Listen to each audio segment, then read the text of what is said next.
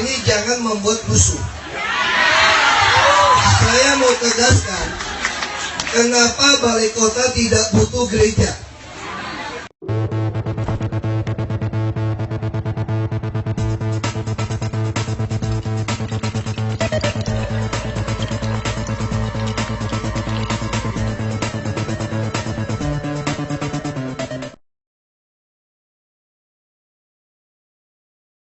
Semua apartemen dan rumah susun, dan juga saya mewakili suara banyak orang Kristen dan pendeta-pendeta yang juga rindu perlakuan. Sebenarnya cuma sederhana, Pak.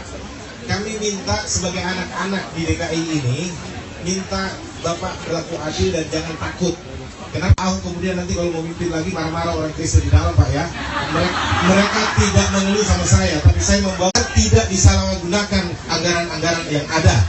Tapi maksudnya diberi keluasan lah kita kalau merayakan perayaan agama dan tertentunya, Pak. Contohnya seperti itu, karena mereka rasa terkekang gitu. Nah, saya lihat masjid dibangun luar biasa di balai kota. Saya tanya apakah ada gereja sekedar hall, ada, tapi ternyata nggak ada. Saya potong, Pak, ya. Saya potong soal ini. Terima kasih. Ini jangan membuat rusuh. Saya mau tegaskan, kenapa balai kota tidak butuh gereja? Karena ibadah kita bukan di hari kerja, hari Jumat. Saya membuat masjid, saya tidak ingin mereka keluar tempat lain, pulangnya lebih lama.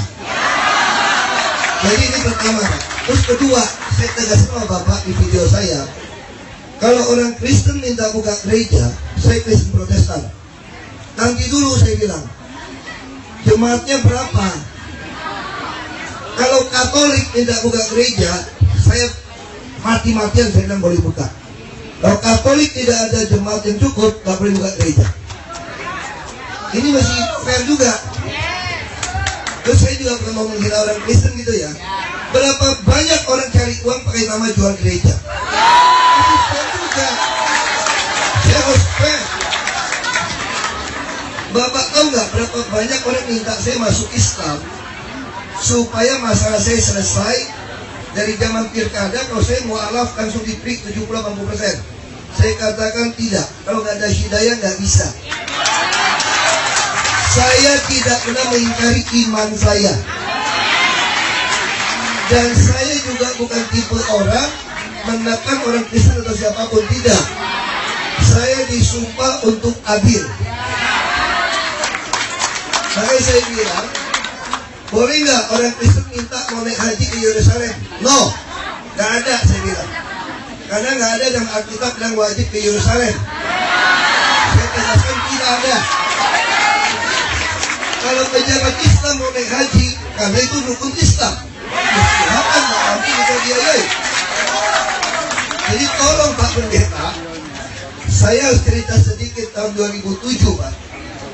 Ada satu pendeta datang sama saya waktu pilkada di Babel. Dia ngomong kayak begini sama saya. Ini saksi hidup masih banyak. Dia minta saya kumpulkan semua pendeta untuk saya kasih pengarahan supaya pendeta-pendeta itu memilih saya. Ini pilkada di Bangka Belitung.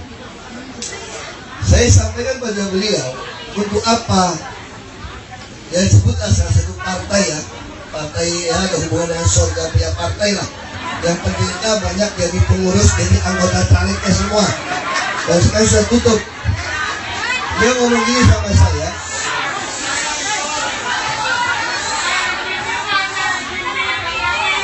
Ya. Makanya saya bilang, Pak, saya sangat marah kalau Bapak menuduh saya seolah-olah seperti ini. Saya tidak mungkin aja, Pak. Saya orangnya gampang, Pak. Saya orangnya sangat gampang. Saya begitu kesal waktu itu. Dia bilang,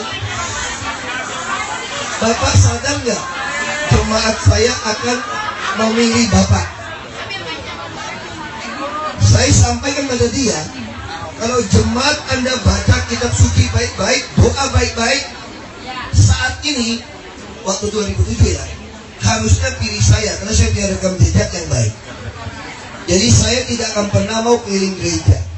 Ada orang Kristen yang politik lagi sama saya, boleh nggak Pak Ahok supaya orang gereja pada kenal muka Bapak, bisa solid diri Bapak.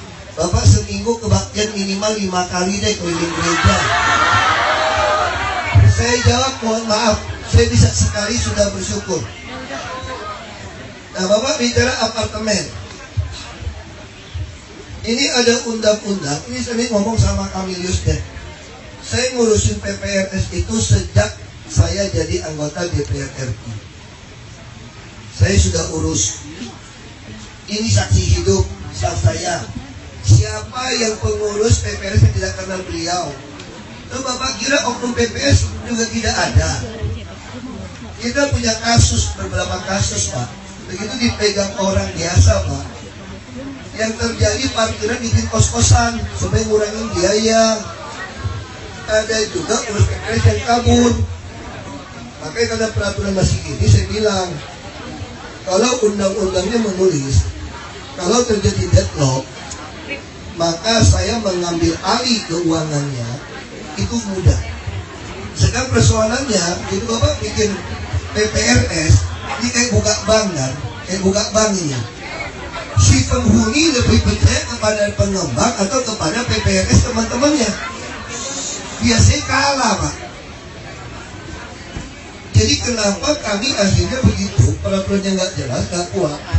Kalau ada developer yang pegang, orang masih store duit ke dia, kita masih tekan developer. Kalau dia memperlakukan ini nggak baik, developer itu saya kunci izinnya. Sekarang kalau bapak-bapak yang pegang, begitu uangnya nggak cukup, kayak di Mangga 2, liftnya nggak diperbaiki, nggak dicat, kumpulin duit, semua nggak kumpulin duit. Nah, kalau kita mau bicara lebih detail lagi Pak, bagi saya Kalibata City adalah program pelanggaran. Karena yang belinya ada bapak-bapak yang uangnya di atas 5 juta penghasilan. Kalau saya mau tegakkan aturan, semua bapak-bapak saya usir. Karena itu dirancang tidak boleh parkir mobil, makanya parkir mobil penuh Kalibata City. Dan situ juga banyak simpanan-simpanan orang macam-macam yang tidak datang.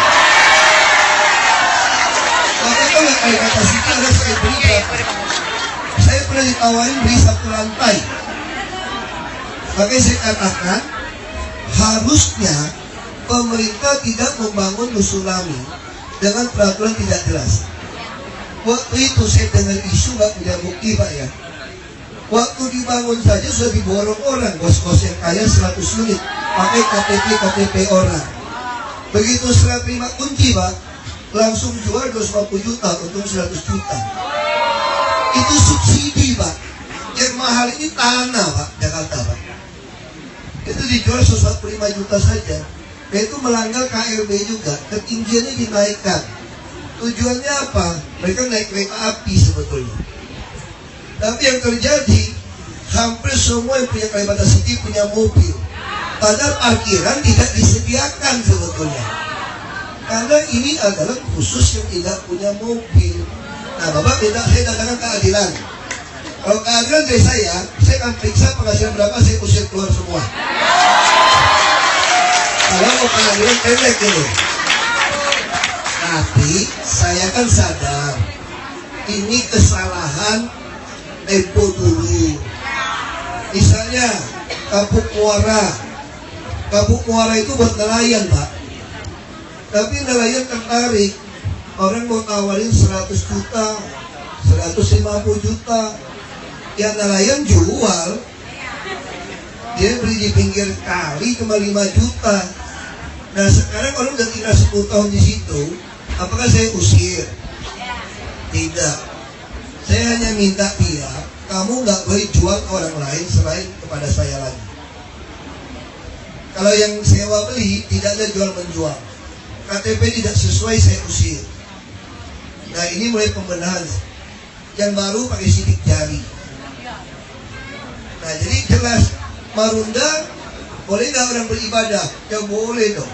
Sekarang Bapak kita bicara fair Pak ya. Saya ini Kristen Protestan tulen Pak.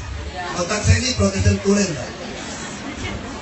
Bukan karismatik, saya agak ya yang kuno-kuno dikit Pak. Saya minta Bapak, begitu saya sedang menyediakan tempat buat gereja, orang Kristen ke gereja berantem nggak? Mau kasih siapa? Bapak aja nggak becus kok ngatur sinode kok gitu banyak kok. Mau kasih siapa?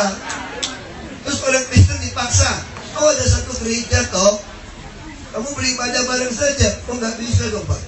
Saya kalau ke gereja yang pakai agak musik yang saya bisa nikmati, saya nggak bisa ibadah. Saya mesti gereja yang yang antung-antung itu ada. Saya bisa. Saya bisa. Nah, saya tanya Pak Pendeta yang lebih pintar dari saya. Kalau saya bilang mengatakan gedung ini mau pinjamin buat ibadah, orang Kristen Protestan saja yang aliran Kristen nggak ketemu tuh berantem itu. Nggak ketemu Pak. Makanya bagi saya sederhana. Bapak tuh nggak dengar. Saya bilang apa tuh Bapak? Semua rumah ibadah yang tanpa izin IMB kami kasih. Semua rumah ibadah yang lama tidak berlaku SKB 2 Menteri. Semua saya kasih cepat. Tapi Anda dirikan gereja baru, nanti dulu nih. Saya duduk nanti dulu ke gereja baru. Lalu fasum-fasos yang punya DKI kalau mau dipakai untuk rumah ibadah perlu sewa nggak untuk ibadah? Saya bilang tidak. Dulu masjid-masjid semua ditagih pakai fasum-fasos harus bayar.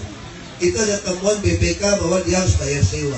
Saya sudah keluarkan pergub fasum-fasos untuk ibadah dia tidak perlu bayar. Sudah ada. Tapi kalau Anda 2-3 orang berkumpul Yesus hadir minta bangun gereja, no. Tidak. Terima kasih Pak, udah terima kasih saja. Jadi terima kasih. Ini saya sudah ketahuan sekarang. Terima kasih Bapak, karena sudah ada.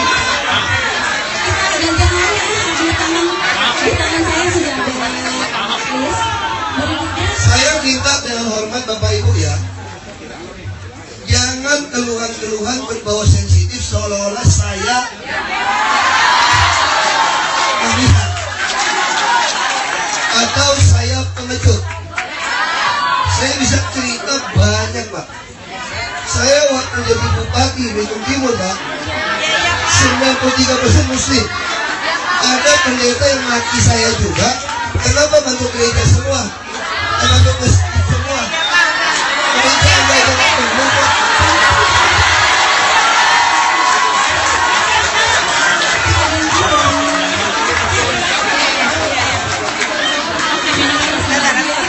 Ketemu ibu. di sini sudah ada orang lain.